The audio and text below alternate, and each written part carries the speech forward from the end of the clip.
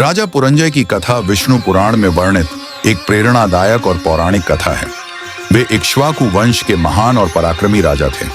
वे राजा ककुत्स्थ के तेजस्वी पुत्र थे। वो बचपन से ही बलवान, शूरवीर और सत्य धर्म का पालन करने वाले थे। उन्हें युद्ध कला, राजनीति और धर्मशास्त्रों का पूरा ज्ञान था। इसी समय असुरों की ताकत बहुत बढ़ गई थी और उन्होंने तीनों लोकों में आतंक मचा रखा था। उन्होंने स्वर्गलोक पर हमला कर दिया और देवताओं को हरा दिया।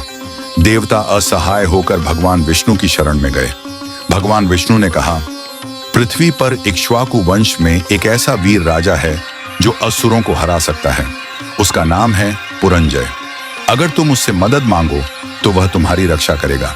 देवता पुरंजय के पास आए और पुरंजय से सहायता मांगी।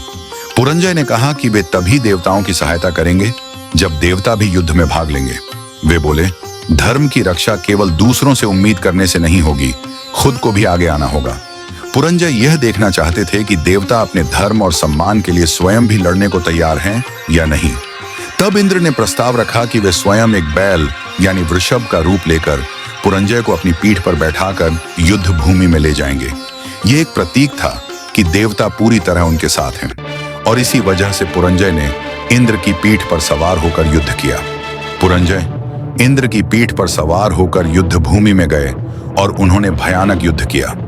उन्होंने एक एक कर असुरों का वध किया और देवताओं को उनका राज्य वापस दिलाया। चूंकि वे इंद्र की पीठ पर सवार होकर लड़े थे, इसलिए उन्हें इंद्रवाहन भी कहा गया।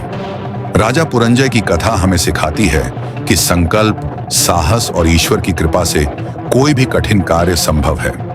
ईश्वर भी तभी साथ देते हैं जब हम खुद कोशिश करते हैं।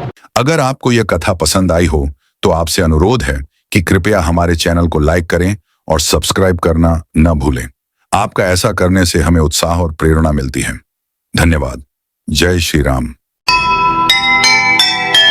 जीवन सागर का सदा मंथन है अनिवार्य,